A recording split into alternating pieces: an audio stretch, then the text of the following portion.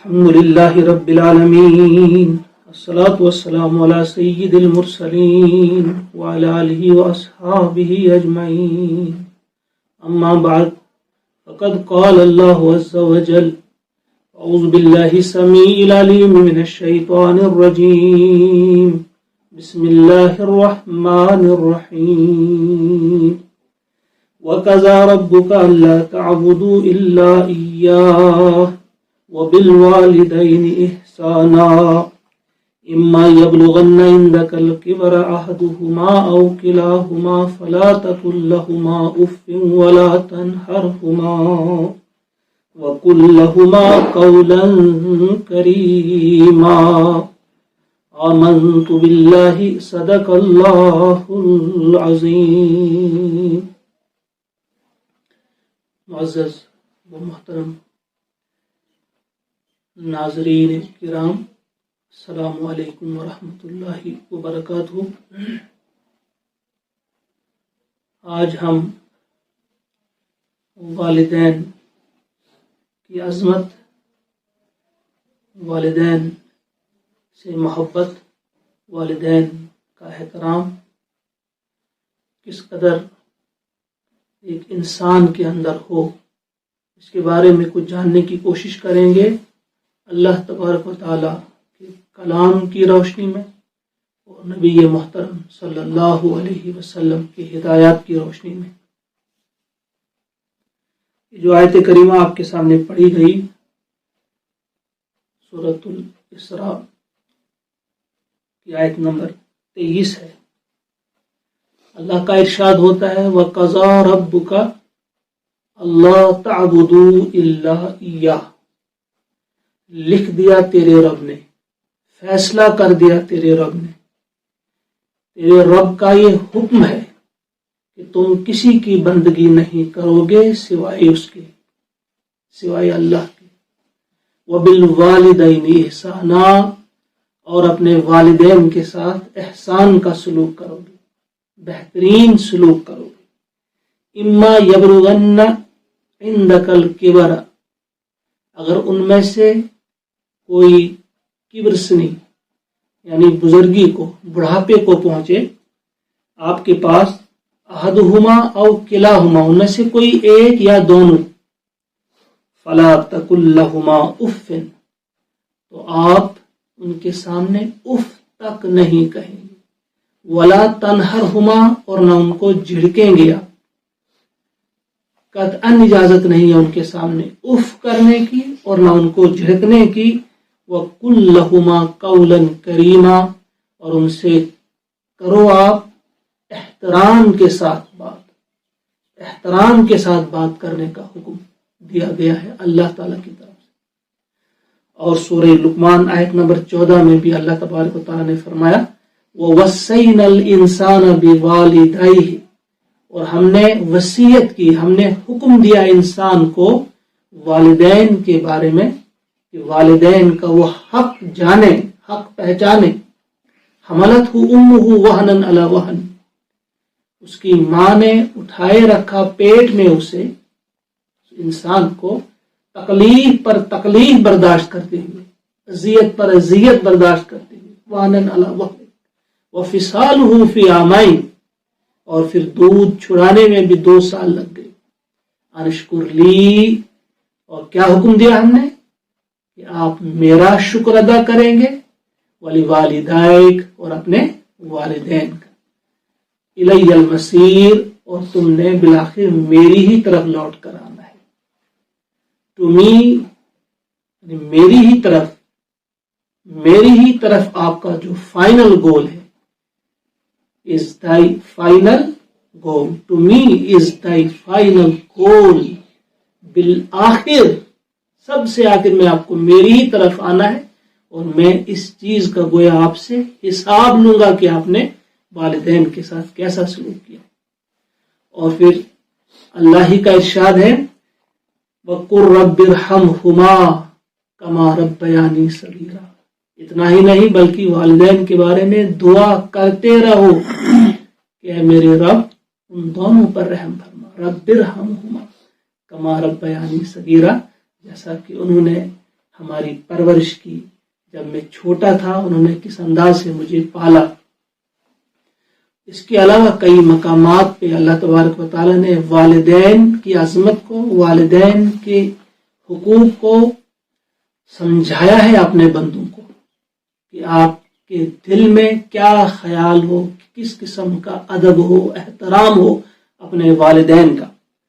اور پھر حضور علیہ الصلوۃ والسلام کی پاک زندگی بھی ہمارے لیے جو ہے بہترین نمونہ ہے، اس میں ہمارے لیے درس ہے۔ آپ کی جو سب سے بڑی بیٹی تھی حضرت زینب رضی اللہ تعالی عنہ، اس کے بیٹے، اس کے بچے جو تھے علی اور امامہ، وہ جب حضور علیہ الصلوۃ والسلام کے پاس آتے، آپ نماز میں ہوتے، وہ آپ کے کندھوں پہ سوار ہوتے، آپ اسی طرح سے نماز ادا کرتے۔ آپ جب سجدے میں جاتے ان کو اتار دیتے، جب سجدے سے کھڑے ہوتے پھر ان کو آپ کندھوں پر سوار کرتے۔ اور یہ روایت آپ نے سنی ہوگی حضرت امام حسن، امام حسین اور اسامہ کے بارے میں بھی آپ نے یہ سنی ہوگی کہ ان کے بارے میں بھی ایسا تھا کہ وہ کس انداز سے آپ کے ساتھ رہتے اور نماز میں بھی آپ نے اپنے کندھوں پہ سوار کرتے۔ اور پھر صدیق اکبر رضی اللہ تعالی عنہ جب خلیفۃ الرسول بنے، تقریباً 60 سال آپ کی عمر تھی، آپ اپنے والد ابو قحافہ سے ملنے گئے، جن کی عمر اس وقت 100 کے لگ بھگ تھی اور نابینا بھی ہو گئی تھی اور بڑا ضعف تھا، کمزوری تھی۔ جب انہوں نے سنا کہ میرا بیٹا آیا ہے مجھ سے ملنے، تو جو شدت الفت کی وجہ سے وہ بے قرار ہو گئے، گھر سے باہر آ گئے، نظر تو نہیں آ رہا تھا لیکن بیٹے کے لیے چلے گئے، کیونکہ ایک باپ جو ہوتا ہے اس کا بیٹا کتنا بھی بڑا ہو اس کی نگاہ میں وہ چھوٹا ہی ہوتا ہے، اس کی محبت میں کبھی کبھی نہیں آتی۔ اور وہ اس کے استقبال کے لیے نکلا، اور پھر صدیق اکبر رضی اللہ تعالی عنہ جب انہوں نے دیکھا کہ میرے والد میری طرف آ رہے ہیں، وہ سواری سے فوراً اتر پڑے، دوڑ کر گئے اور اپنے والد کے قدموں میں بیٹھ گئے۔ حالانکہ اس وقت آپ 10 لاکھ مربع میل مملکت کے سربراہ تھے، لیکن کوئی کتنا بھی بڑا سربراہ ہو، والدین کے سامنے جو ہے وہ بالکل بچہ ہوتا ہے، چھوٹا ہوتا ہے، اور اپنے والدین کی محبت اور اپنے والدین کی عزت اور احترام اس پر فرض ہوتا ہے۔ صدیق اکبر کی بات پھر امام ابو حنیفہ رحمۃ اللہ علیہ کے بارے میں بھی آپ نے سنا ہوگا، والدہ کا کس قدر احترام کرتی تھی۔ آپ کی ذہانت، آپ کی فطانت، آپ کے علم کی ساری دنیا معترف ہے، اس وقت بھی معترف تھی، لیکن جب آپ کوئی فتویٰ دیتے، ماں اکثر کہتی کہ نہیں یہ فلاں سے پوچھ آئیں گے۔ زرکا مشہور واعظ تھے، کہا چلو اس کے پاس چلتے۔ اور اب کیا ہے، کھچر پر سوار ہو گئی ان کی والدہ، اور امام ابو حنیفہ لگام تھامے آگے آگے چل رہے ہیں۔ زرکا کے پاس پہنچے، انہوں نے دیکھا کہ آپ کیسے، کہا ایک فتویٰ تھا جو میں نے دیا تھا، میری والدہ کہتی ہیں کہ آپ سے بھی مشورہ کریں۔ انہوں نے کہا میں آپ کو مشورہ دوں، آپ تو مجھ سے بہت بڑے عالم ہیں، آپ کے سامنے میری مجال ہی کیا ہے۔ انہوں نے کہا نہیں، میری والدہ کا حکم ہے۔ انہوں نے کہا آپ نے کیا فتویٰ دیا اس مسئلے میں؟ کہا میں نے ایسے فتویٰ دیا ہے۔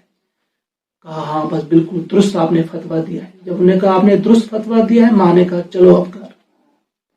اور اس کے علاوہ بھی اکثر ماں کہتی تھی کہ چلو فلاں عمرو بن زر، وہ بھی اس وقت کے ایک واعظ تھے، ان سے پوچھیں گے، اور اکثر بھیجتے امام ابو حنیفہ کو، جو امام جاتے اس کے پاس، مجھے والدہ نے بھیجا ہے، اس مسئلے میں آپ کا کیا فتویٰ ہے؟ اور وہ بھی کہتے ہیں کہ میں تو ایک عام واعظ ہوں، میں آپ کے سامنے کیا فتویٰ دوں، آپ ہی بتائیں آپ نے کیا فتویٰ دیا ہے، میں ان الفاظ کو دہراؤں گا۔ امام ابو حنیفہ کہتے تھے یہ میں نے یہ فتویٰ دیا ہے، وہ انہی الفاظ کو دہراتے تھے، اور پھر امام ابو حنیفہ واپس جاتے اور والدہ سے کہتے کہ انہوں نے بھی اس کی تصدیق کی، پھر مان جاتی والدہ۔ کبھی ایک لمحے کے لیے بھی امام ابو حنیفہ نے یہ بات نہیں سوچی کہ اس میں میری سبکی ہے، میری بےعزتی ہے کہ میں اتنا بڑا عالم ہوں اور ان ملاؤں سے مجھے پوچھنا پڑتا ہے۔ میری ماں کا، وہ کہتے کہ میری ماں کا دماغ خراب ہو گیا کہ میری ماں مجھ سے ایسا کہتی، کبھی نہیں۔ وہ خوش ہوتے تھے کہ میں اپنی ماں کی خوشی کے لیے ایسا کر رہا ہوں، اور اپنی عزت کو خاک میں ملا دیتے تھے اتنے بڑے عالم ہونے کے باوجود۔ یہ امام ابو حنیفہ کا طریقہ تھا. بےشمار واقعات ایسے ہیں, کم وقت میں بیان تو نہیں کیے جائیں گے. حضور علیہ الصلوۃ والسلام کی محبت دیکھیے کہ صحابہ کے ساتھ گزر ہوا مقام ابوا سے جہاں آپ کی والدہ دفن ہے, تو وہاں ان کی قبر مبارک پر کس قدر روئے آپ, کتنا روئے آپ کہ صحابہ نے آپ سے بڑی گزارش کی کہ اب تو بس کیجیے. حتیٰ کہ عمر بول پڑے کہ اگر آپ بس نہیں کریں گے اب تو عمر بھی رو پڑیں گے, اب تو بس کیجیے. اتنا روئے آپ ماں کی قبر پہ جا کر. اور خود آپ کا یہ فرمان جس سے جھلکتا ہے کہ ماں سے کس قدر محبت ایک انسان کو ہو. اکثر آپ کہتے تھے کہ کاش میری ماں زندہ ہوتی, میں نماز میں ہوتا اور ماں مجھے پکارتی محمد, تو میں نماز توڑ کر اس کی خدمت میں حاضر ہو جاتا. یہ ہمیں سمجھانے کے لیے, ہمیں بتانے کے لیے کہ ماں کا کیا رتبہ ہے, ماں کا کون سا مقام ہے. ماں کوئی بھی ہو, جیسے حضرت اسما عائشہ کی بہن جو تھی اسما, حضور علیہ الصلوۃ والسلام کی خدمت میں ایک بار حاضر ہوتی ہیں, کہتی کہ میں اپنی ماں کے ساتھ کیسا سلوک کروں, وہ مجھ سے ملنے آئی. اس لیے پوچھا تھا کہ ان کی ماں جو تھی انہوں نے اسلام قبول نہیں کیا تھا, اسی لیے صدیق اکبر نے انہیں طلاق دی تھی. عائشہ ان کی بہن تھی لیکن ماں ان کی الگ تھی. تو جب یہ پوچھا تو حضور نے فرمایا کہ ضرور آپ ماں کی قدر کرو, ماں کا احترام کرو, چاہے ان کا مذہب کچھ بھی ہو, وہ کسی بھی مذہب کے ساتھ تعلق رکھتی ہوں, آپ نے ان کا احترام کرنا ہے. ایک نوجوان آتا ہے حضور علیہ الصلوۃ والسلام کی خدمت میں, کہتا ہے میرے باپ نے میرا مال لیا ہے. اچھا, تمہارے باپ نے تمہارا مال لیا, جاؤ اس کو بلاؤ. اپنے والد کو بلا لاتے. جب اس کے والد جا رہے ہیں تو راستے میں کچھ اشعار وہ گنگنا رہے ہیں دل ہی دل میں. جب پہنچے حضور کی خدمت میں تو حضور نے پوچھا تمہارے بیٹے نے شکایت کی ہے کہ تم نے بیٹے کا مال لیا ہے. تو اس نے کہا کہ حضور اس سے پوچھیں کہ اس کا جو مال میں لیتا ہوں اپنی ذات پہ خرچ کرتا ہوں یا اس کی پھوپھیوں پر خرچ کرتا ہوں اور کہیں ضائع تو نہیں کرتا. حضور فرماتے ہیں کہ نہیں, میں نے آپ کا یہ جواب نہیں سننا ہے, مجھے تم وہ بات سناؤ جو ابھی آپ اپنے دل میں اشعار گنگنا رہے. اللہ تعالیٰ نے اطلاع دے دی تھی یہ کون سے اشعار گنگنا رہے. پھر انہیں وہ اشعار سنائے. عربی میں وہ اشعار ہیں, ان میں کچھ ایک شعر کا کچھ ایسا مطلب ہے کہ میں نے بڑی تمناؤں کے ساتھ, بڑی محبت کے ساتھ تم نے پالا. اب جب میں بوڑھا ہو گیا تھا مجھے امید تھی کہ تم میری کچھ خدمت کرو گے, مجھے یقین تھا تم میری خدمت کرو گے, لیکن تم نے ایسا نہیں کیا. اور آخری جو شعر اس کا تھا جو ہم نے پڑھا وہ یہ تھا کہ کاش جیسا ایک بیٹا باپ کے ساتھ سلوک کرتا ہے اگر ویسا نہ بھی کرتے, ایک پڑوسی کے ساتھ جیسا سلوک کیا جاتا ہے اگر ویسا بھی تم میرے ساتھ کرتے, لیکن تم نے ایک پڑوسی کے جیسا سلوک بھی میرے ساتھ نہیں کیا. ان کی آنکھوں میں آنسو تھے اور یہ اشعار وہ سنا رہے تھے. تو حضور علیہ الصلوۃ والسلام کی آنکھوں میں بھی آنسو آ گئے اور کھڑے ہو گئے اور آپ نے اس بیٹے کے اس کا جو بیٹا تھا گریبان سے اسے پکڑا اور باپ کی طرف دھکیلتے ہوئے کہا انت و مالک لابیک, تو بھی اور تیرا مال بھی تیرے باپ کا ہے. یہی سے مسئلہ جو نکالا گیا ہے کہ بیٹے کی جو جائیداد ہو, اس کا جو مال ہو, اس کے والد جو ہے وہ اس سے پوچھے بغیر بھی خرچ کر سکتے, کیونکہ بیٹا بھی باپ کا ہے اور بیٹے کا مال جو ہے وہ بھی باپ کا ہے.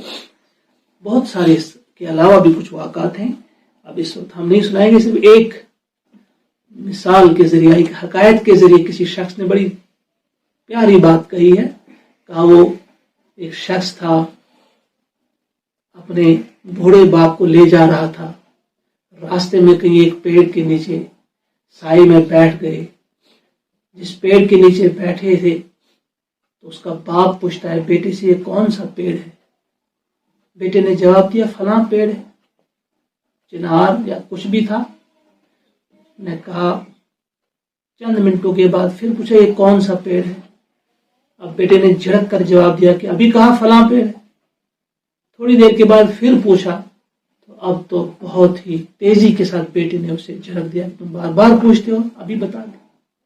کہا اس وقت اس کے باپ نے ایک آہ بھری اور اس سے کہا کہ آج سے ٹھیک 70 سال پہلے ہم یہاں سے گزرے تھے اور تم میری گود میں تھے.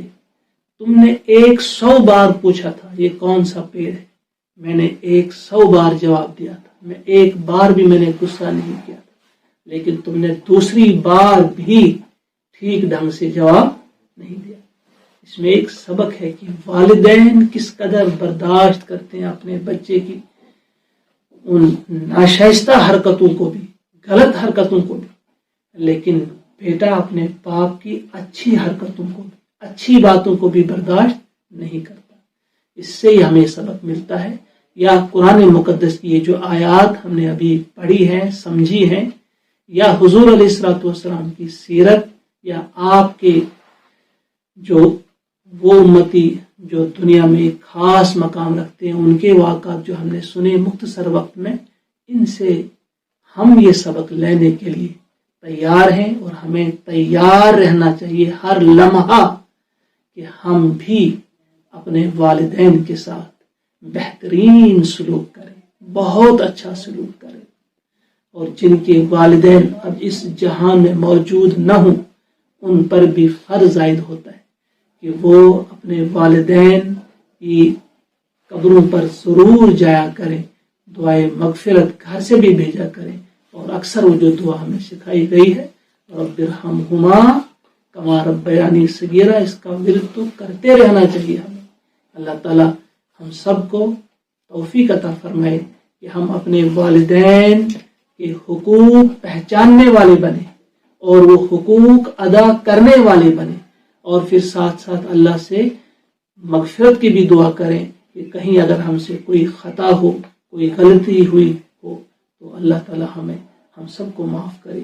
ربنا تقبل منا انک انت السمیع العلیم. السلام علیکم ورحمۃ اللہ وبرکاتہ.